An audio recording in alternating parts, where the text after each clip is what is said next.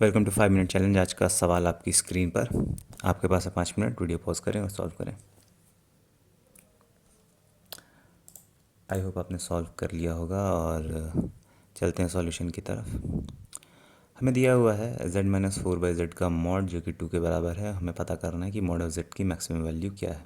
Okay, तो जब भी इस तरह के सवाल आए कि मॉड के अंदर कुछ एक्सप्रेशन दिया हो और यहाँ पे बाहर में मॉड ऑफ z या फिर कुछ और भी हो, मॉड ऑफ z+1/2, इस तरह के एक्सप्रेशंस की मैक्सिमम वैल्यू खोजनी हो तो आंख बंद करके आप ट्रायंगल इनइक्वालिटी यूज़ कर सकते हैं। ओके, तो यहाँ पर हम वही यूज़ करेंगे और देखते हैं उसको कैसे इस्तेमाल करना है। ओके, तो सबसे पहले हमने ये किया कि ए और बी दो कॉम्प्लेक्स नंबर्स लिए और उस पर ट्रायंगल इनइक्वालिटी का एक केस दिखाया जिसमें ए माइनस बी के मॉड की जो मिनिमम वैल्यू है वो कुछ इस तरह की होती है। ओके, नाउ आप प्रोसीड करते हैं, इस चीज़ को अपने सवाल में अप्लाई करते हैं तो हमको कुछ ऐसा मिलता है। ओके, तो यहाँ जो है z-4z की हमने जो मिनिमम पॉसिबल वैल्यू है वो कुछ ऐसी मिलेगी।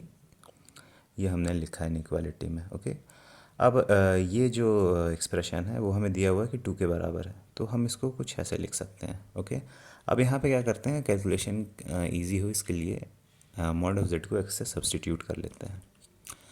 तब हमारा ये जो यहाँ पे जो इनइक्वालिटी थी वो कुछ ऐसी दिखेगी। ओके, और जब हम उसको इस तरह से लिखना चाहेंगे दोनों साइड इनइक्वालिटीज़ के फॉर्म में तो वो कुछ ऐसा दिखेगा।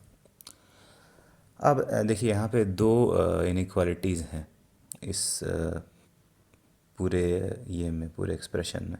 तो ये लेफ़्ट साइड इनइक्वालिटी है इतना, जहाँ पे राइट साइड की इनइक्वालिटी के बाद का पार्ट हम हटा देते हैं, और राइट साइड इनइक्वालिटी जहाँ पे लेफ़्ट साइड इनइक्वालिटी के जो लेफ़्ट में पार्ट पड़ रहा है उसे हटा देते हैं। ओके, और दोनों को अलग अलग सॉल्व करेंगे। तो आगे बढ़ते हैं। तो लेफ़्ट साइड इनइक्वालिटी हमने लिया तो ये कुछ ऐसा एक्सप्रेशन देगी, ये कुछ ऐसी एक्सप्रेशन देगी और ये ग्रेटर देन ज़ीरो होगा ये एक्सप्रेशन। ओके, उससे हमको दो रूट्स मिल जाएंगे लेफ़्ट साइड वाले इनइक्वालिटी से x के, वो है -1 +√5 और -1 -√5।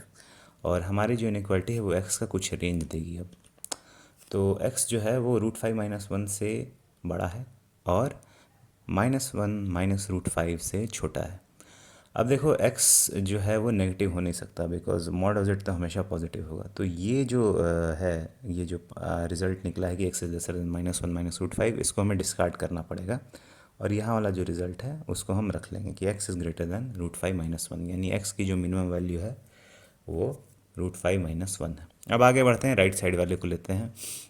तो वो भी एक तरह का क्वाड्रेटिक इक्वेशन बन जाएगा यहाँ पे, जो कि लेसर देन ज़ीरो होगा, और इससे भी हमें रूट से पता चल जाएगा कि एक्स की रेंज क्या है। ओके, तो रूट्स हमें ये मिल गया 1 + √5 1 - √5। अब हमको पता चल गया कि एक्स की जो रेंज है 1 - √5 से लेकर 1 + √5 तक, यानी एक्स की जो ये मैक्सिमम वैल्यू है 1 + √5 है। एक और चीज़ देखो, 1 - √5 जो है वो नेगेटिव होगा और x नेगेटिव हो नहीं सकता। तो इसका मतलब ये है कि x जो है 0 से लेके 1 + √5 के बीच होगा। इसको भी हमने नोट कर लिया। यहाँ देखो मिनिमम वैल्यू √5 - 1 और मैक्सिमम वैल्यू 1 + √5 है। तब